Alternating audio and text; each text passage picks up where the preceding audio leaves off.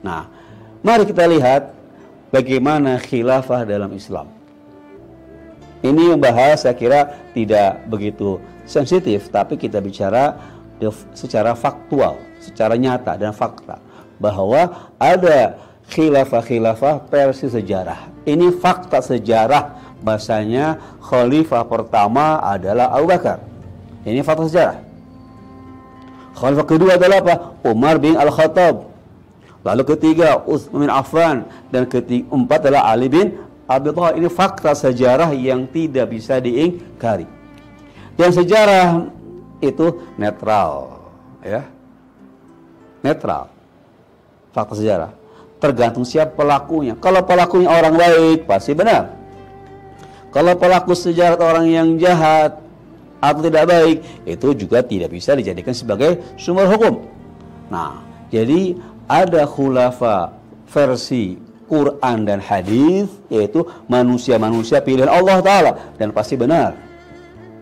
Ada khulafa versi sejarah, ini netral sifatnya, bisa benar atau dijadikan dasar hukum Islam, bisa tidak boleh menjadi dasar hukum Islam, kecuali jika pelakunya orang yang terbukti, orang-orang yang benar. Seperti sejarah para maksum, para nabi adalah bisa Nabi misalnya hijrah ke Madinah, itu benar, faktual, dan pasti benar, nggak mungkin salah Nabi hijrah. Nabi misalnya berperang melawan kaum kafir Quraisy, itu fakta sejarah, dan yang Nabi lakukan benar secara agama, karena Nabi adalah orang yang suci. Nah, selain manusia suci, tidak bisa dijadikan sumber kebenaran hukum. Secara fakta betul. Nah, juga masalah khulafa versi sejarah.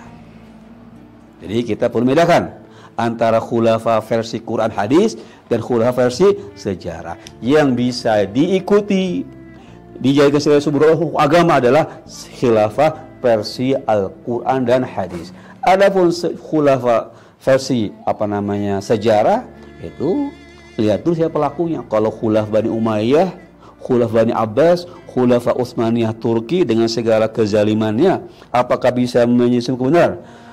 Yazid membantai Al-Husain alaihissalam, apakah itu kebenaran? Ya, fakta sejarah. Apakah itu perlakuannya? Tidak benar, karena Yazid bukan orang yang benar, bukan orang yang suci, dan juga para khulafa Bani Umayyah yang lainnya. Jadi poin ini saya sampaikan adalah ada dua macam khulafa, atau ada khulafa versi Quran hadis, ada khulafa versi sejarah, dan sifatnya netral, tergantung siapa pelaku sejarah tersebut. Wassalamualaikum warahmatullahi wabarakatuh.